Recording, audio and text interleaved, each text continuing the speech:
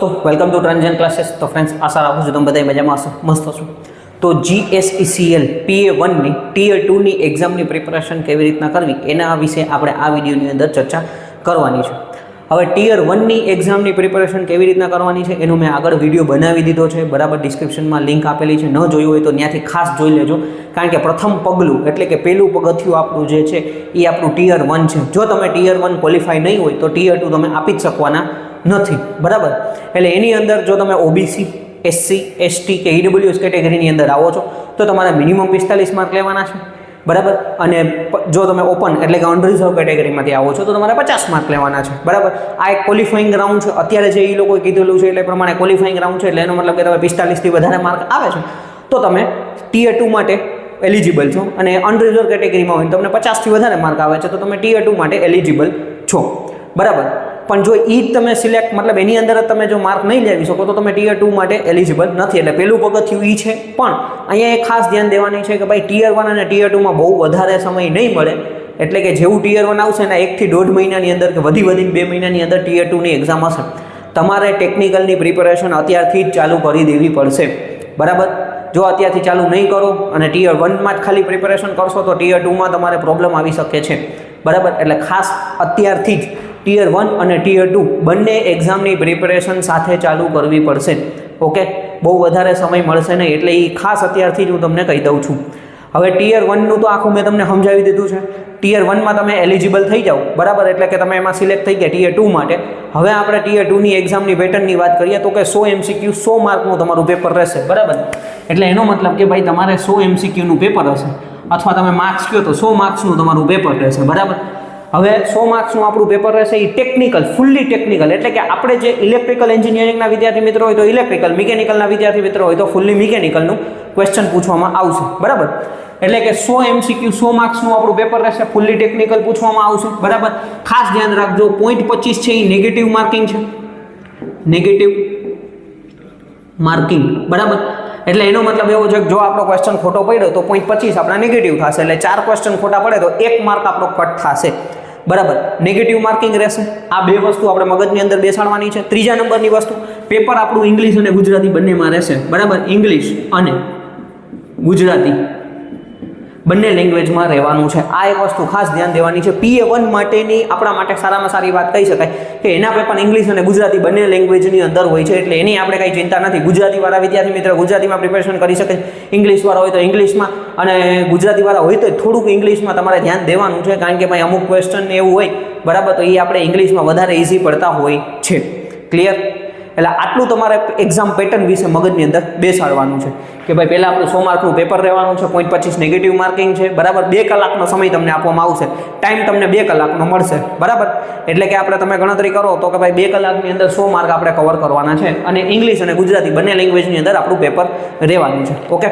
હવે આપણે જોઈએ સિલેબસ, જે PA1નો સિલેબસ એ લોકોએ નોટિફિકેશનમાં આપેલો છે એના વિશે આપણે ચર્ચા કરતા જઈએ, ઓકે ફ્રેન્ડ્સ। તો સિલેબસ તમને અહીંયા બોર્ડ ઉપર દેખાતો હશે, બરાબર। જે આપણી એક્ઝામ નોટિફિકેશનમાં સિલેબસ આપેલો છે એ જ સિલેબસ મેં અહીંયા લખેલો છે, બરાબર।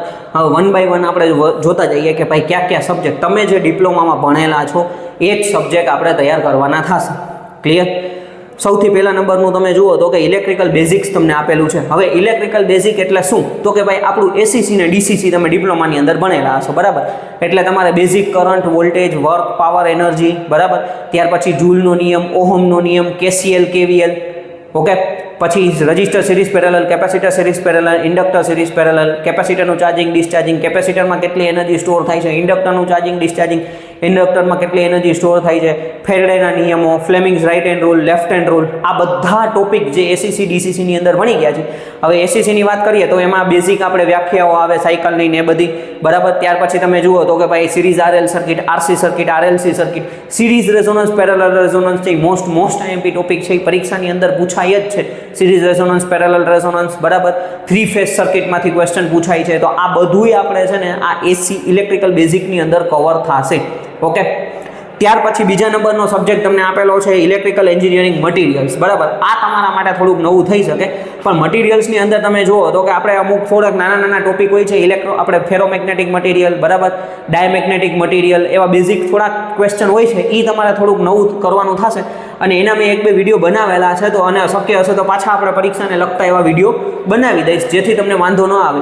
બાકી જનરલી આપણે કંડક્ટર, સેમિકન્ડક્ટર, ઇન્સ્યુલેટર તો ભણી જ ગયા હોય છે, બરાબર. તો એ એક પ્રકારના મટીરિયલની અંદર જ આવે છે. ઓકે. પછી ત્રીજા નંબરનો સબ્જેક્ટ તમે જોઈ શકો છો, ડીસી મશીન, એસી મશીન અને ટ્રાન્સફોર્મર. એટલે કે આપણે જે ડીસીએમટી ને પીટીએસી ભણેલા હોય છે એ જ, બરાબર. ડીસી જનરેટર, ડીસી મોટર, એટલે એનું કન્સ્ટ્રક્શન, વર્કિંગ, પ્રિન્સિપલ, ટેસ્ટિંગ બધું આવી જાય એની અંદર. ઓકે. ત્યાર પછી એસી મશીન, તો એસી મશીનની અંદર single phase induction motor, 3 phase induction motor, alternator, synchronous motor, special machine એની અંદર આવી જશે. અને ટ્રાન્સફોર્મર લખેલું છે, તો ટ્રાન્સફોર્મર સિંગલ ફેઝ, 3 ફેઝ બધું જ, બરાબર. કન્સ્ટ્રક્શનથી લઈને એટ ધ એન્ડ બધું આપણે જેટલું ભણેલા છે આખો સબ્જેક્ટ એની અંદર કવર કરવાનો થશે, બરાબર. એટલે ત્રીજું ને ચોથું સેમેસ્ટરમાં તમે જે સબ્જેક્ટ ભણેલા છો એ જ તમારે અત્યારે પ્રિપેર કરવાના છે. ઓકે. પણ હવે તમારે એમસીક્યુ બેઝડ ઉપરથી તૈયાર કરવાનું થશે. પણ જો થિયરી ને એ તમને સારામાં સારું આવડતું હશે તો તમારા એમસીક્યુમાં એમાં તમને પ્રોબ્લેમ નહીં આવે, બરાબર. ત્યાર પછી તમે ચોથા નંબરનો સબ્જેક્ટ જો એનાલોગ સર્કિટ અને ઇલેક્ટ્રોનિક્સ, બરાબર. હવે બેઝિક ઇલેક્ટ્રોનિક્સ આપણે ભણેલા હોય છે, જેને આપણે એફઓઈ થી ઓળખતા હોય છે. અમુક લોકોને ઈડીસી કરીને સબ્જેક્ટ આવતો હોય, ફંડામેન્ટલ ઓફ ઇલેક્ટ્રોનિક્સ, બરાબર. તો ડાયોડથી શરૂઆત થાય, બરાબર. ટ્રાઇવેલેન્ટ, ટેટ્રાવેલેન્ટ, પેન્ટાવેલેન્ટ, ત્યાર પછી PN junction diode, P type, N type semiconductor, PN junction diode, SCR, બરાબર, રેક્ટિફાયર. તો આ બધું એની અંદર કવર થઈ જાય. ઓકે. તો ડાયોડ ને એ બધું તમારે કવર કરવાનું થશે. એ બધા ઇલેક્ટ્રોનિક્સ અને એનાલોગની અંદર તમે જુઓ ને તો થોડાક ઓપેમ્પ, ઓપરેશનલ એમ્પ્લીફાયર ની એ બધી સર્કિટ આની અંદર કવર કરવાની થશે, બરાબર. એટલે આ સબ્જેક્ટ બેઝિક ઇલેક્ટ્રોનિક્સ અને એનાલોગ ઇલેક્ટ્રોનિક્સ બે ભેરો થઈને તમને પૂછવામાં આવશે. ત્યાર પછી તમે જુઓ ઇલેક્ટ્રિકલ મેઝરમેન્ટ અને મેઝરિંગ ઇન્સ્ટ્રુમેન્ટ, એટલે કે જે આપણે ઈઆઈ ભણેલા છે, ઇલેક્ટ્રિકલ ઇન્સ્ટ્રુમેન્ટેશન કે મેઝરિંગ ઇન્સ્ટ્રુમેન્ટ, બરાબર. તો ટાઈપ્સ ઓફ મીટર, કેટલા પ્રકારના મીટર હોય છે, બરાબર. ઇન્ટિગ્રેટિંગ મીટર, ત્યાર પછી આપણે આપણું શું કહેવાય, ઇન્ડિકેટિંગ મીટર. ઓકે. આવા પ્રકાર રેકોર્ડિંગ ટાઈપ મીટર. ત્યાર પછી PMMC, MI type, permanent magnet moving coil, moving iron પ્રકારના, બરાબર. ઇન્ડક્શન પ્રકારના મીટર્સ છે. બેઝિક એનાથી એરરમાંથી ક્વેશ્ચન પૂછાતા હોય છે. 3 પ્રકારના ટોર્ક છે, એમાંથી ક્વેશ્ચન પૂછાતા હોય છે, એ આપણે જોવાના થશે. સૌથી મહત્વની વસ્તુ 2 વોટ મીટરમાંથી પાવરનું મેઝરમેન્ટ, એ બેઝિક ઇલેક્ટ્રિકલમાં કયો તો પણ ચાલે અને આમાં પણ હાલે, બેયમાં કોમ્બાઇન ટોપિક આવે છે, બરાબર. 2 વોટ મીટર મેથડથી આપણે પાવરનું મેઝરમેન્ટ, કે 2 વોટ મીટરના તમને આપેલા હોય રીડિંગ, કે ભાઈ આ વોટ મીટર બેયના રીડિંગ પ્લસ બતાડે છે તો પાવર ફેક્ટર કેટલો હશે, 1 + 1 - બતાડે છે તો પાવર ફેક્ટર શું હશે. આવા ક્વેશ્ચન તમને મેઝરમેન્ટમાંથી ને એમાંથી, કન્સ્ટ્રક્શનમાંથી ને એમાંથી તમને પૂછાઈ શકે છે.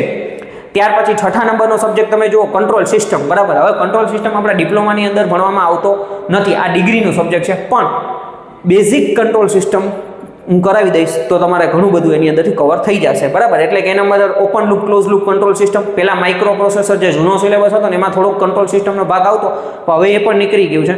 એટલે બેઝિક કંટ્રોલ સિસ્ટમની અંદર ખાલી તમારે છે ને બેઝિક તમારે જોવાનું છે open loop, close loop control system, એક આરએસ ક્રાઇટેરિયાના સ્ટેબિલિટીના દાખલા આવે છે. 3-4 દાખલાની પ્રેક્ટિસ કરી નાખો તો એ તમારે 1 માર્ક રોકડો એમાંથી મળી જાય, બરાબર. એક તમારા બ્લોક ડાયાગ્રામના નિયમો પાકા કરવા પડે, એસએફજી સિગ્નલ ફ્લો ગ્રાફના નિયમો, આટલું તમે 4-5 ટોપિક ખાલી કંટ્રોલ સિસ્ટમમાંથી કરી નાખો એટલે તમારે 2-3 માર્કનું પૂછાય ને તો તમારે વાંધો ન આવે, બરાબર. એટલે ઇઝી છે, બહુ અઘરું નથી. તમારા માટે એક નવો સબ્જેક્ટ થઈ શકે કંટ્રોલ સિસ્ટમ, કારણ કે ડિપ્લોમામાં આવતો નથી એટલે, બરાબર. આપણાથી જેટલું થશે, જૂના વિડીયો બનાવેલા જ છે હર વખતે PA1ની પરીક્ષા વખતે, બરાબર. હું કંઈક ને કંઈક વિડીયો ને MCQ લેવું જ છું, તો એ બધા તમે જૂના વિડીયો જોશો તો તમને ઘણો બધો બેનિફિટ થશે. ક્લિયર. પછીનો સબ્જેક્ટ જુઓ ડિજિટલ ઇલેક્ટ્રોનિક્સ, આપણે ભણેલા છીએ, બરાબર. સહેલામાં સહેલો સબ્જેક્ટ કહે છે. ગેટમાંથી ક્વેશ્ચન આવી શકે છે, 1s કોમ્પ્લિમેન્ટ, 2s કોમ્પ્લિમેન્ટ, ડેસિમલનું બાઇનરીમાં કરો, બાઇનરીનું ઓક્ઝાડેસિમલમાં કરો, બાઇનરીનું ઓક્ટલમાં કરો. આ બધા કન્વર્ઝન પાકા કરવાના છે, ગેટ પાકા કરવાના છે, ફ્લિપ ફ્લોપ ને એવું બધું આવે છે બેઝિક, બરાબર. હાફ હેડર ને ફૂલ હેડર ને જે બધું છે, ડિજિટલ ઇન્સ્ટ્રુમેન્ટ ને બધું, તો બેઝિક તમે વ્યવસ્થિત રીતે પ્રિપેરેશન કરો તો તમને એમાંથી પણ રોકડા માર્ક આવી જાય, બરાબર. પછી તમે જો આપણા માટે સૌથી મહત્વની વિષય તો કે ભાઈ જીએનટી, જનરેશન અને transmission distribution of electrical power, જે આપણે તમે જુઓ તો કે ઈપીજીટી કરીને સબ્જેક્ટ આવતો, ત્યાર પછી ડીયુઈપી આવતો, સ્વિચ ગેર પ્રોટેક્શન, બધું આની અંદર કવર થઈ જશે. 3 સબ્જેક્ટનું કોમ્બિનેશન છે, આખું પાવર સિસ્ટમ આની અંદર કવર થશે. જનરેશન તમારે કરવાનું છે એટલે એની અંદર સોલાર, ત્યાર પછી wind, thermal power station, nuclear power station, બરાબર, હાઇડ્રો પાવર સ્ટેશન, આ બધું એની અંદર આવી જશે. ત્યાર પછી તમે ટ્રાન્સમિશન આવી જશે. ટ્રાન્સમિશનની અંદર સેગ, સ્ટ્રિંગ એફિશિયન્સી, પોલ છે, કંડક્ટર છે, બરાબર, ઇન્સ્યુલેટર છે, એ બધું કવર થઈ જશે. પછી પરફોર્મન્સ ઓફ ટ્રાન્સમિશન લાઇન, તો કે nominal pi, nominal T method, and condenser method, આ બધી જે મેથડ છે, બરાબર. સ્કિન ઇફેક્ટ, ફરન્ટી ઇફેક્ટ, ઓકે, એ બધું આપણે કોરોના ઇફેક્ટ એ બધું આની અંદર કવર કરવાનું થશે. પછી ડિસ્ટ્રીબ્યુશન, તો કે ડિસ્ટ્રીબ્યુશનના પ્રકાર, HVDC સિસ્ટમ ને એવું ઘણું બધું આની અંદર કવર થશે. સ્વિચ ગેર પ્રોટેક્શન ભણી ગયા, એ બધું આની અંદર આઇસોલેટર, સર્કિટ બ્રેકર બધું તમારે કવર કરવાનું થશે. ઓકે, ત્યાર પછી સર્કિટ થિયરી. હવે જો સર્કિટ થિયરી, નેટવર્ક થિયરી છે એ બેઝિક ઇલેક્ટ્રિકલની અંદર જ આવી જાય. આ લોકોએ અલગ અલગ આપેલા છે. જનરલી આમ જોવા જાય ને એ બે સબ્જેક્ટને બાદ કરીએ ને બરાબર, તો ખરેખર આપણી પાસે 12 ટોપિક તમને આપેલા છે, તો 12માંથી 10 જ ટોપિક આપણે થાય. કારણ કે સર્કિટ થિયરી, નેટવર્ક થિયરી એક જ વસ્તુ છે, એમાં કાંઈ અલગ નથી હોતું. બેઝિક થેવેનિન્સ થિયરમ, નોર્ટન્સ થિયરમ બરાબર, ત્યાર પછી મેક્સિમમ પાવર ટ્રાન્સફર થિયરમ, આ બધું જે છે એ ડિગ્રીની અંદર જે સર્કિટ થિયરી, નેટવર્ક થિયરીના સબ્જેક્ટના નામ ઉપરથી આવતું હોય છે, આ લોકોએ ભાઈ અલગ અલગ કરી નાખ્યું છે. બાકી સેમ બેઝિક ઇલેક્ટ્રિકલની અંદર જે આવી જાય તોય આપણે વાંધો ન આવે. Thevenin's, Norton, superposition theorem, maximum power transfer theorem, reciprocity theorem બરાબર, KCL, KVL, nodal analysis, mesh analysis, એવા બેઝિક ક્વેશ્ચન તમારે એની અંદરથી આવી જાય. તો એ સેમ જ છે, એમાં કાંઈ બહુ એટલું અઘરું નથી બરાબર. પછી સબ્જેક્ટ છે તમારો માઇક્રો પ્રોસેસર. માઇક્રો પ્રોસેસર આપણે ભણી ગયા છીએ બરાબર. તો માઇક્રો પ્રોસેસરની અંદર તમારે 8085, 8051 આપણા માઇક્રો પ્રોસેસર, માઇક્રો કંટ્રોલરમાંથી તમારે ક્વેશ્ચન આવતા હોય છે. બેઝિક ટ્રેપ ને એવા બધા જે છે બરાબર, માસ્કેબલ ને નોન માસ્કેબલ ને અલગ અલગ વસ્તુઓમાંથી તમને અમુક ક્વેશ્ચન આવતા હોય છે. થોડુંક તમે માઇક્રો પ્રોસેસર કરી લો તો એમાં તમને માર્ક મળી જાય. છેલ્લો છે પાવર ઇલેક્ટ્રોનિક્સ અને ડ્રાઈવ. તો પાવર ઇલેક્ટ્રોનિક્સ આપણે ડિપ્લોમાની અંદર ભણેલા છીએ બરાબર. તો એ પણ તમારે આવડતું હોય કે ભાઈ બેઝિક SCR થી શરૂ કરવાનું થાય. SCR છે, ત્યાર પછી ટ્રાયક છે, ડાયક છે, ઇન્વર્ટર્સ છે, સાયક્લો કન્વર્ટર્સ છે બરાબર, પ્લસ સ્વિચ મોડ્યુલેશન વાળી ટેકનિક અલગ અલગ છે. એ બધું તમે પ્રોપર રેક્ટિફાયર, 3 ફેઝ રેક્ટિફાયર ને એ બધું પ્રોપર તમે તૈયાર કરી લો તો તમને ત્યાંથી પણ માર્ક મળી જશે બરાબર. એટલે અહીંયા તમે ટોપિક વાઇઝ જોવા જાવ તો 12 ટોપિક તમારે થાય છે, અથવા સબ્જેક્ટ કહે તો 12 સબ્જેક્ટ થાય છે બરાબર. પણ સૌથી મહત્વની વસ્તુ એ છે કે ઓલા બે સર્કિટ થિયરી, નેટવર્ક થિયરી વાળાને બે બાદ કરી એટલે 12માંથી 2 જાય તો જનરલી આપણી પાસે 10 સબ્જેક્ટ તૈયાર કરવાના થશે બરાબર. આ 10 વિષય આપણે પ્રિપેર કરવાના થશે. અને તમે જે ભણી ગયા છો એ જ છે, એટલે તમે તમારા જે ડિપ્લોમાની નોટ્સ બનાવેલી હોય, ડિપ્લોમાની બુકો હોય એ પણ તમે રિફર કરી શકો છો, વાંચી શકો છો, એટલે તમને પ્રોબ્લેમ ના આવે બરાબર. હવે આપણે જોઈએ 1 by 1 કે ભાઈ આપણે કયા સબ્જેક્ટને પહેલાં વધારે પ્રાયોરિટી આપી અને કયા સબ્જેક્ટને પાછળથી આપણે તૈયાર કરવાનું. ઓકે ફ્રેન્ડ્સ, તો હવે આપણે આગળ સિલેબસ જોયો કે ભાઈ સિલેબસ કેટલા સબ્જેક્ટ આપણને આપેલા છે. હવે આપણે કયા સબ્જેક્ટને વધારે વેટેજ આપવું, કોને ઓછું વેટેજ આપવું, એ આપણે 1 by 1 જોતા જઈએ બરાબર. સૌથી પહેલા નંબરની વસ્તુ તમારે ખાસ ધ્યાન દેવાનું છે તો કે ભાઈ આપણું બેઝિક ઇલેક્ટ્રિકલ બરાબર. બેઝિક ઇલેક્ટ્રિકલ તમારે ખાસ તૈયાર કરવાનું છે. આ સૌથી વધારે વેટેજ ધરાવતો સબ્જેક્ટ છે પહેલા નંબરનું. બીજા નંબરની વસ્તુ તો કે ભાઈ આપણે આ આવડશે ને તો બીજા સબ્જેક્ટ સારામાં સારા આવડશે. એટલે આની અંદર તમે જે ઓલું DCC અને ACC ભણી ગયા એ જ તમારે બધુંય તૈયાર કરવાનું થશે બરાબર. ACC DCC જે ભણી ગયા, આપણા બેઝિક ઇલેક્ટ્રિકલના રિવિઝનના લેક્ચર્સ છે, મેં ડિસ્ક્રિપ્શનમાં લિંક આપી દઉં છું, ત્યાંથી તમે જોવાના ચાલુ કરી દો બરાબર. એ ફ્રી ઓફ કોસ્ટ છે, એટલે તમારું ઘણું બધું એનાથી કવર થઈ જશે. ક્લિયર? ત્યાર પછી બીજા નંબરનો સબ્જેક્ટ આપણો ઇલેક્ટ્રિકલ મશીન.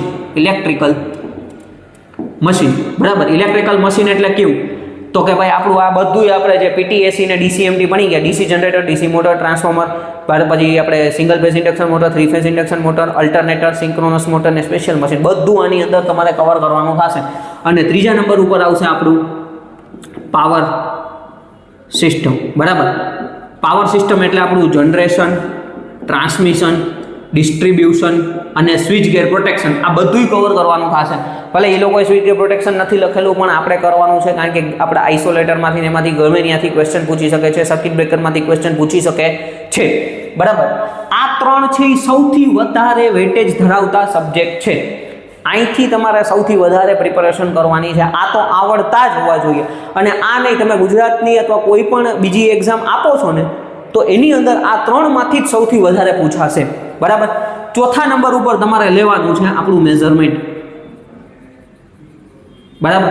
મેઝરમેન્ટ તમારે તૈયાર કરવાનું થશે. 5મા નંબર ઉપર તમે જુઓ તો કે આપણું ડિજિટલ ઇલેક્ટ્રોનિક્સ બરાબર. આ બે વિષય એવા છે કે મેઝરમેન્ટની અંદર જો તમે 100 થી 150 MCQ પરફેક્ટ તૈયાર કરી લો તો એમાંથી તમને માર્ક મળી જાય. બહુ હાર્ડ એન્ડ પાસ બહુ લાંબુ નથી બરાબર.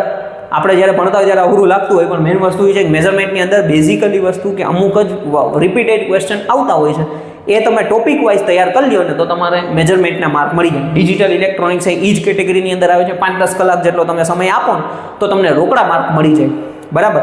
આ હું એ રીતના કરું છું, તમને ડિવાઈડ કરીને આપું છું કે ભાઈ જ્યાંથી તમે વધારે માર્ક મેળવી શકો છો બરાબર. એટલે મેજરમેન્ટ અને ડિજિટલ ઇલેક્ટ્રોનિક્સ તમારે તૈયાર કરવાનું થશે. તૈયાર તમારે ક્યાંથી કરવાનું છે? તમે તમારી ડિપ્લોમાની બુક વાંચેલી હોય બરાબર, તો ડિપ્લોમાની બુકમાંથી તૈયાર કરી શકો છો. એ તમારી પાસે પડી હોય તો તમે નોટ્સ બનાવી તો નોટ્સમાંથી તૈયાર કરી શકો છો બરાબર. કોર્સ પરચેસ કરવો હોય તો કોર્સ પરચેસ કરી શકો છો, અથવા યુટ્યુબમાં આપણા વિડીયો મૂકેલા છે ત્યાંથી પણ તમે કરી શકો છો બરાબર. એટલે તમારી રીતે કોઈ પણ રીતે તમારે તૈયાર કરવાનું થશે. ઓકે, હવે એના પછી 6થા નંબર ઉપર તમારે જવાય પાવર ઇલેક્ટ્રોનિક્સ. Power electronics. અને 7મા નંબર ઉપર તમારે જવાય કંટ્રોલ સિસ્ટમ. કંટ્રોલ સિસ્ટમ બરાબર. 6થા નંબર ઉપર પાવર ઇલેક્ટ્રોનિક્સ, 7મા નંબર ઉપર કંટ્રોલ સિસ્ટમ. એટલે આ બે સબ્જેક્ટ એવા છે કે બરાબર પાવર ઇલેક્ટ્રોનિક્સ તમને આવડતું હોય બરાબર, બેઝિક તમે પહેલાં થિયરી વાંચો, પછી તમે એના MCQ સોલ્વ કરો, બેઝિક MCQના એ કરશો એટલે તમને આપોઆપ આઈડિયા આવતો જશે ભાઈ કેવા ક્વેશ્ચન આવી શકે છે. સેમ કંટ્રોલ સિસ્ટમમાં પણ થોડું એટલું અઘરું નથી. મારા 1-2 વિડીયોઝ છે એ તમે જોઈ લેશો તો કવર થઈ જશે. એ ઉપરાંત આપણાથી શક્ય હશે એટલું બીજું કંટ્રોલ સિસ્ટમની અંદર કરાવવાની ટ્રાય કરશું બરાબર, જેથી તમે એની અંદર માર્ક મળી શકે. તો આ સિક્વન્સ વાઇઝ તમે તૈયારી કરશો ને તો મતલબ સૌથી વધારે પહેલાં વેટેજ ધરાવતા આમાં સૌથી વધારે પૂછાશે, ત્યાર પછી એનાથી થોડુંક ઓછું, પણ આ રોકડા માર્ક અપાવે છે. પછી પાવર ઇલેક્ટ્રોનિક્સ, પછી કંટ્રોલ સિસ્ટમ બરાબર, 7 સબ્જેક્ટ થઈ ગયા. એના પછી તમે જુઓ તો કે ભાઈ હવે તમારે આની અંદર ઉતરાય તો કે કંટ્રોલ સિસ્ટમ, પાવર ઇલેક્ટ્રોનિક્સ બરાબર. હવે તમે માઇક્રો પ્રોસેસર બરાબર, માઇક્રો પ્રોસેસર તમે તૈયાર કરી શકો છો. માઇક્રો પ્રોસેસરની આપણી જે ડિપ્લોમાની બુક હોય એને તમે વાંચો તો હાલે. એની અંદર MCQ આપેલા હોય છે, નકર આપણે MCQ સિરીઝ બહાર પાડી દઈશું, એમાંથી તમે કરી લેશો તોય તમારું એમાંથી કવર થઈ જશે બરાબર. ત્યાર પછી તમે જુઓ તો અહીંયા મેં ડિજિટલ લખેલું હતું, એટલે અહીંયા આપણે 9મા નંબર ઉપર થોડુંક એનાલોગ ઇલેક્ટ્રોનિક્સ. એનાલોગ ઇલેક્ટ્રોનિક્સ બરાબર, એનાલોગ ઇલેક્ટ્રોનિક્સ તમારે કવર કરવાનું થશે. ક્લિયર? એટલે એનાલોગ ઇલેક્ટ્રોનિક્સની અંદર બેઝિક ઓપરેશનલ એમ્પ્લીફાયર છે, એના જે અમુક તમે જુઓ ને આપણે વ્યાખ્યાઓ ને એવું બધું છે એમાંથી ક્વેશ્ચન આવતા હોય છે. CMMR શું છે ને આંતે, અને એ તમે ડિજિટલ ઇલેક્ટ્રોનિક્સની અંદર પણ વ્યાખ્યાઓ હોય છે બરાબર. તો એ બધું ફેન ઇન ને ફેન આઉટની વ્યાખ્યા એ થોડુંક એનાલોગનું કવર થઈ જાય છે. તો એ તમે જોઈને વ્યવસ્થિત રીતે કરી લે તો એનાલોગ થઈ જશે, બહુ અઘરું હોતું નથી બરાબર. એટલે ટોટલ તમે અહીંથી જનરલી તમે કરો તો આ તમારા 9 સબ્જેક્ટ થઈ ગયા બરાબર. Basic electronics, electrical machine, power system, measurement, digital electronics, power electronics, control system, micro processor અને એનાલોગ ઇલેક્ટ્રોનિક્સ. હજી એકાદો સબ્જેક્ટ બાકી રહી જાય છે, કયો છે? Analog circuit machine, network theory. ના બસ નેટવર્કને એ તો ઓની હારે જ કવર થઈ ગયું બરાબર. એટલે એ તો હા મટીરિયલ્સ બરાબર, ઇલેક્ટ્રિકલ એન્જિનિયરિંગ મટીરિયલ્સ તમારું એક રહી ગયું. ચાલો મટીરિયલ્સ, તો મટીરિયલ્સ માટે પણ આપણાથી જેટલું કંઈ પણ મટીરિયલ્સ હશે એ બધું તમને આપી દેવામાં આવશે. એ ઉપરાંત આપણા કંઈક વિડીયોઝ હશે એ બધું હું તમને બનાવી દઈશ. એટલે એમાંથી 4-5 માર્કનું તમને પૂછાય તો એ તમારે કવર થઈ જાય. બહુ એ હાર્ડ એન્ડ ફાસ્ટ નથી, પણ સૌથી પહેલાં તમારે આના ઉપર વધારે ફોકસ કરવાનું છે. ધીમે ધીમે આ પ્રમાણે તમારે જવાનું છે બરાબર. હા, તમે પેપર દેતા હો તો બની શકે કે ભાઈ તમારી સામે પહેલો જ ક્વેશ્ચન માઇક્રો પ્રોસેસરનો આવે ને એ તમને ન આવડતો હોય તો એટલે તમને એમ લાગે યાર પેપર તો બહુ અઘરું છે. એવું નથી વિચારવાનું. પહેલાં આપણે જે સૌથી વધારે ફોકસ કર્યું છે એના ઉપર ધ્યાન દેવાનું છે બરાબર. બની શકે કે કદાચ માઇક્રો પ્રોસેસરના તમને 8 ક્વેશ્ચન પૂછી લે. 100 માર્કનું પેપર છે, 100માંથી બની શકે બધામાંથી 10-10 પૂછે, અને એવું જરૂરી નથી બરાબર. આમાંથી 4-5 પૂછે. પેપર સેટર ઉપર આધાર છે, એને કેવું પેપર બનાવવું છે એના ઉપર આધાર રાખે છે. પણ આપણે બધું ઇક્વલી તૈયાર કરીને જવાનું છે બરાબર. પણ સૌથી પહેલાં આપણે આ જે છે એના ઉપર વધારે ફોકસ કરવાનું છે. પછી આપણે ધીમે ધીમે આના ઉપર જવાનું છે. તૈયાર તો બધું કરવું થશે જ બરાબર. MCQ તો બધાને વાંચીને જવા જ પડશે, તો જ તમે આની અંદર કવર કરી શકશો. સારો સ્કોર કરશો તો જ તમારે આની અંદર તમને ફાયદો થવાનો છે બરાબર. એટલે આ સિલેબસ તૈયાર કેમ કરવો એ બધી મેં તમને સમજાવ્યું. હવે એનાથી સૌથી મહત્વની વસ્તુ તો કે ભાઈ આપણે પહેલા નંબરનું તમારે બુકની વાત કરીએ તો કે ભાઈ બુક કઈ વાંચી શકીએ છીએ બરાબર. હવે બુકની વાત કરીએ તો તમારા માટે છે RK રાજપૂત બરાબર, અથવા તમે JB ગુપ્તા. જો આપણા ગુજરાતના વિદ્યાર્થી મિત્રો હોય અને ડિપ્લોમા કરેલો હોય ને તો JB ગુપ્તા એમના માટે થોડીક અઘરી, થોડીક નહીં બહુ વધારે, કારણ કે BE વાળા છોકરા એ નથી કરી શકતા.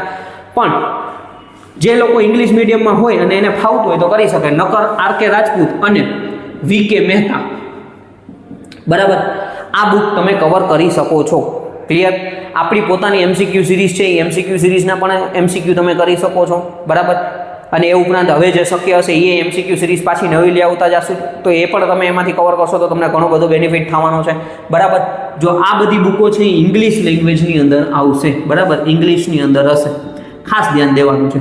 એના પછી બીજા નંબરની વસ્તુ તો કે ભાઈ તમારે જો ગુજરાતીમાં જો કોઈ બુક જોતી હોય બરાબર, ગુજરાતીની અંદર, તો તમારે આકાશ પબ્લિકેશનની બુક આવે છે. એક આકાશ પબ્લિકેશનની આઈટીઆઈના વિદ્યાર્થી મિત્રો માટે પણ 7,500 થી 7,500 MCQ એની અંદર છે. ગુજરાતીમાં તૈયાર કરવી હોય તો આ બુક તમારે લઈ લેવું જોઈએ. બરાબર, તો તમારે ગુજરાતીના MCQ વાંચવા હોય તો. બાકી હું તો કહું છું જ્યાં સુધી આર.કે. રાજપૂત ને વી.કે. મહેતા પહેલાં ફોલો કરો, એ તમને ઘણો બધો બેનિફિટ અપાવી દેશે. બરાબર, એટલે એ તમે પ્રોપર તૈયાર કરશો તો તમને વાંધો ન આવે. પણ માનો કે ભાઈ હાવ આવડતું જ નથી તો તમે આકાશ પબ્લિકેશનની બુક લઈને વાંચવાનું ચાલુ કરી દેજો. તે પછી તમે આર.કે. રાજપૂત કે વી.કે. મહેતામાં ઉતરજો. બરાબર, એ ઉપરાંત સૌથી મહત્વની વસ્તુ જૂના પેપરો. બરાબર, બધા જ PA1ના પેપર સોલ્યુશન 2018થી લઈને અત્યાર સુધી જેટલી પરીક્ષા લેવાયેલી છે બધાના પેપર સોલ્યુશન કરાવેલા છે. ડિસ્ક્રિપ્શનમાં લિંક આપી દઉં છું, બધાય જોવાના ચાલુ કરી દો. બરાબર, અને એમાંય તમે જો ચેનલમાં પોપ્યુલર વિડીયોમાં જશો ને તો PA1નો જ વિડીયો સૌથી વધારે જોવાયેલો છે 2018ના પેપર સોલ્યુશનનો. બરાબર, 39,000ની આસપાસ જેટલા વ્યૂ છે. તો એ જૂના પેપર ખાસ તમારે કરવાના છે. જૂના પેપર જેટલામાં જેટલા વધારે કરશો, બરાબર, એટલે તમને આઈડિયા આવશે કે ભાઈ કેવા ક્વેશ્ચન પૂછાઈ શકે છે. એ ઉપરાંત હું હવે કયા લેવલની તૈયારી કરું કે આવનારા સમયમાં મારો વારો આવી જાય, એ તમને ત્યાંથી જ આઈડિયા આવશે જૂના પેપરથી. બરાબર, ત્યાર પછી હવે સૌથી મહત્વની વસ્તુ ટેસ્ટ. બરાબર, ટેસ્ટ આપવા માટે આપણા ટ્રાન્ઝિયન્ટ ક્લાસીસ એપ્લિકેશન તમારે ડાઉનલોડ કરવાની થશે. એની અંદર ટેસ્ટ આવતી જશે. એ ઉપરાંત હું પહેલાં જે જૂની પરીક્ષાઓ હતી ત્યારે હું ગૂગલ ડ્રાઈવની અંદર ટેસ્ટ લેતો, તો એની પણ ડિસ્ક્રિપ્શનમાં લિંક આપેલી છે. અથવા આપણા બધાય વોટ્સઅપ ગ્રુપમાં એ આપણી જે PDF છે એ મોકલી દઈશ. બરાબર, તો ત્યાંથી તમે ટેસ્ટ આપી શકો છો. ટેસ્ટ આપવાનો સૌથી મહત્વનો ફાયદો એ છે કે તમે એક 20 માર્કની ટેસ્ટ આપી, 20 માર્કમાંથી તમને 15 માર્ક આવ્યા તો તમને આઈડિયા આવ્યો ભાઈ મને 20માંથી 15 આવ્યા, 5 ખોટા પડ્યા. હવે એ 5 ક્યાં ખોટા પડ્યા? કોન્સેપ્ટ નથી આવડતો, એનું બી ટીક થઈ ગયું, ખોટું મારું કેલ્ક્યુલેશન મિસ્ટેક થઈ, 3-4 કારણો હોય MCQ ખોટા પડે. એ કારણો ગોતી લો એટલે ઇમ્પ્રુવમેન્ટ તમારું થઈ જશે. બરાબર, જ્યાં સુધી તમે ટેસ્ટ આપશો ને એટલે તમારું ઇમ્પ્રુવમેન્ટ થશે. બાકી ખાલી વાંચવા જ કરવાથી કાંઈ નહીં થાય. તમારે જો 100 માર્કની પરીક્ષામાં સારામાં સારો સ્કોર આપવો હોય તો તમે એટલું સમજી લો તમારે 100થી વધારે ટેસ્ટ આપવી જોશે. 100થી વધારે ટેસ્ટ આપશો ને તો તમારું છે ને ઇમ્પ્રુવમેન્ટ તમે પરીક્ષાની અંદર સારામાં સારું. કારણ કે નવો ક્વેશ્ચન તમારી સામે જ્યારે આવે છે તો તમે શું વિચારો છો ને એ તમને છે ને ટેસ્ટ આપવાથી જ ખબર પડશે. તમે કોન્સેપ્ટ વિચારી શકો છો કે નહીં, તમે આન્સર કઈ રીતના વિચારો છો. બરાબર, તો એ બધું તમે ટેસ્ટ આપશો તો જ તમે આઈડિયા આવશે. 100થી વધારે ટેસ્ટો મેં લીધેલી છે, ગૂગલ ડ્રાઈવમાં છે, PDFમાંથી તમે ડેઈલી એક બે ટેસ્ટ આપવાનું ચાલુ કરી દો. બરાબર, તો જ તમે આગળ વધી શકશો. ઇમ્પ્રુવમેન્ટ છે ને એ ટેસ્ટ દેવાથી જ આવશે. ખાલી તમે MCQ હું આજના 500 MCQ વાંચી નાખો, 1000 વાંચી નાખો, એનાથી નહીં થાય. તમે જ્યાં સુધી ટેસ્ટમાં તમારી સામે કોઈ નવો MCQ આવી ગયો ને તમે શું વિચારો છો, બરાબર, અને કેવી રીતના જવાબ લાવો છો એના ઉપરથી જ તમારું ઇમ્પ્રુવમેન્ટ આવશે. એટલે ટેસ્ટ સૌથી તમારા સિલેક્શનનો સૌથી મહત્વના 2 પોઈન્ટ ટેસ્ટ અને રિવિઝન. બરાબર, ટેસ્ટ અને રિવિઝન. જેટલું રિવિઝન, શોર્ટ નોટ્સ બનાવો. બરાબર, MCQના આપણા જે નાના જે બધા આપણા ફોર્મ્યુલા છે, ફોર્મ્યુલાની શોર્ટ નોટ્સ બનાવો. આપણને ખબર છે ભાઈ EMFનું આપણું જનરેટરનું EMF equation E=5ZNP/60A, ટ્રાન્સફોર્મરનું EMF equation તો કે ભાઈ 4.445 F × N1 વોલ્ટ, સેકન્ડરીનું હોય તો N2 વોલ્ટ આવી જશે N2. તો આ બધાય ફોર્મ્યુલાની એક શોર્ટ નોટ્સ તમારા હાથે બનાવો. બરાબર, તમારા હાથે શોર્ટ નોટ્સ બનાવી લેશે તો તમને એનો ઘણો બધો બેનિફિટ મળશે. અને એને વારંવાર રિવાઇઝ કર્યા રાખો. ડેઈલી નહીં તો 2-3 દિવસે, દર 2-3 દિવસે એક વખત ફોર્મ્યુલા બધાય રિવાઇઝ કરો, જેથી જ્યારે તમારી સામે MCQ આવે તો તમને ખબર પડે કે આ ક્વેશ્ચન અથવા આ ઇક્વેશનમાંથી MCQ પૂછાયેલો છે. બરાબર, તો રિવિઝન અને ટેસ્ટ આ 2 સૌથી મહત્વની પોઈન્ટ છે તમારા સિલેક્શન સુધી પહોંચવા માટે. જેટલી વધારે, એટલે હું તમને કહું છું કે ભાઈ 100 માર્કની પેપર સ્ટાઇલ છે તો 100થી વધારે ટેસ્ટ તો તમારે દઈને જ જાવી પડશે. અને જૂના ટેસ્ટ પેપર, બરાબર, જૂના ટેસ્ટ આપણા જૂના જે પેપર છે GSECLના બધાયના સોલ્યુશન બનાવેલા છે. એ બધાય પેપર અને ગૂગલ ડ્રાઈવમાં પણ આપેલા છે. તો એ ત્યાંથી તમે જુઓ, તમે વાંચો, વારંવાર એને પણ વાંચો. ઘણી વખત એવું હોય કે ઘણા ક્વેશ્ચન રિપીટ જ થતા હોય છે. બરાબર, તો ત્યાંથી તમને બેનિફિટ એ થશે કે ભાઈ આઈડિયા આવશે કે ભાઈ કેવા ક્વેશ્ચન તમને પૂછાય છે. આ 3 સૌથી મહત્વની વસ્તુ છે. ટેસ્ટ આપવા માટે આપણી ગૂગલ ફોર્મ છે, એ ઉપરાંત આપણી ટ્રાન્ઝિયન્ટ ક્લાસીસ જે એપ્લિકેશન છે એની અંદર ટેસ્ટ આવશે. એમાં ખાસ ડાઉનલોડ કરી લ્યો અને એમાં ટેસ્ટ તમે દેતા જજો. ટ્રાન્ઝિયન્ટ ક્લાસીસનો ટેસ્ટનો ફાયદો એ છે કે એમાં 0.25 હું નેગેટિવ રાખું છું. એટલે તમને ડાયરેક્ટ નેગેટિવ માર્કિંગ ગણતરી થઈને જ તમને માનો કે સાદી સિમ્પલ વસ્તુ છે, તમે 20 માર્ક 20 ક્વેશ્ચન અટેમ્પ્ટ કર્યા, એમાંથી 2 તમારા ખોટા પડ્યા. બરાબર, એટલે એનો મતલબ કે તમને ખરેખર એમાં 17.5 માર્ક બતાડશે. 2 ખોટા પડ્યા એનો 0.5 છે એ કટ થઈ જશે. બરાબર, 4 ખોટા પડ્યા તો એનો મતલબ ખરેખર 16 ને તમને 15 માર્ક જ બતાડશે. એટલે એ એપ્લિકેશનની અંદર નેગેટિવ માર્કિંગ સિસ્ટમ છે. ગૂગલ ફોર્મમાં એ નથી, એટલે તમને જેટલા સાચા પડ્યા એ જ તમને બતાડી દેશે. એટલે તમારે ઓલું નેગેટિવ વાળું તમારી જાતે ગણતરી કરવી જોશે. પરીક્ષામાં નેગેટિવ માર્કિંગ છે તો આપણે જે ટેસ્ટનું ને બધું નેગેટિવ માર્કિંગ પ્રમાણે જ કરવું પડશે. બરાબર. એટલે આ એક વસ્તુ તમારે ખાસ ધ્યાન દેવાની છે કે ભાઈ આપણા 3 ફેક્ટર છે, જૂના પેપર, ટેસ્ટ અને રિવિઝન. બરાબર. બુકનું તમને પાછું કહી દઉં છું, ગુજરાતીમાં વાંચવી હોય તો આકાશ પબ્લિકેશન, બાકી આરકે રાજપૂત, વીકે મહેતા, જેબી ગુપ્તા. બરાબર. આપણા વિડીયોઝની વાત કરું તો કે રિવિઝન સિરીઝ છે, જૂના પેપરો છે, MCQ સિરીઝ છે, એ બધી તમે જોઈ નાખો, ફ્રી ઓફ કોસ્ટ છે. બરાબર. જોશો તમને ઘણો બધો બેનિફિટ થશે. ગયા પરીક્ષાઓની અંદર આ બધા વિડીયો જોઈને ઘણા બધા વિદ્યાર્થી મિત્રો નોકરીએ લાગ્યા છે. એની મહેનત છે, એ લોકોએ દિવસ રાત મહેનત કરેલી છે, પણ એને આ વિડીયોથી બેનિફિટ થયો છે. બરાબર. તમે કમેન્ટની અંદર વાંચશો એટલે તમને આપોઆપ આઈડિયા આવી જશે. ઓકે. આ રીતના તૈયારી કરવાની છે. સૌથી પહેલાં બધાય તમારે જે સબ્જેક્ટના મેં તમને નામ આપ્યા પ્રોપર 1 by 1 તૈયાર કરતું જવાનું છે. MCQ વાંચવાના છે, ટેસ્ટ આપવાની છે, જૂના પેપર જોવાના છે. બરાબર. અને રિવિઝન કરવાનું છે. આ પ્રોસેસને જ્યાં સુધી એક્ઝામ ન આવે, અને મેં ઓલું ડેઇલી રીડિંગ સ્કેડ્યુલ તમને મોકલેલું છે, તો ડેઇલી બધું તમે કરતા જાઓ. ડેઇલીના 100 MCQ મિનિમમ વાંચવાના જ છે. જો હવે તમે બારે ગયા છો, મોબાઈલ તમારા હાથમાં છે, બરાબર, તો 100 માર્કની ટેસ્ટ 20 માર્કવાળી 5 ટેસ્ટ આપી દો, તો એટલી આજના 100 MCQ તો આપણે નવા કવર કરી લીધા. બરાબર. તો એ ટેસ્ટ આપશો એટલે તમને આઈડિયા આવી જશે. જ્યારે તમે ટેસ્ટ આપો એટલે તમને એ ખબર પડશે કે ભાઈ આજના કે કોઈ કોન્સેપ્ટ ભૂલાઈ ગયો હોય તો તમને યાદ આવી જાય, તો એ રિકોલ એક પ્રકારનું રિવિઝન થઈ જાય. બરાબર.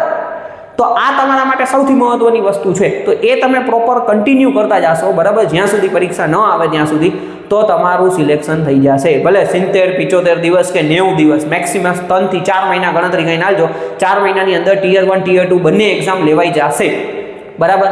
તો આ પરીક્ષા લેવાઈ જાય ત્યાં સુધી કન્ટિન્યુ બધું જ મૂકી, સોશિયલ મીડિયા, ઇન્સ્ટાગ્રામ, સ્નેપચેટ બધું જ મૂકી આની અંદર લાગી જાઓ, તો જીવનમાં ક્યાંક સારી જગ્યાએ પહોંચી જશો. ઓકે. બાકી કંઈ પણ ક્વેશ્ચન હોય કમેન્ટ કરી શકો છો, પર્સનલમાં મેસેજ કરી શકો છો. Thank you friends.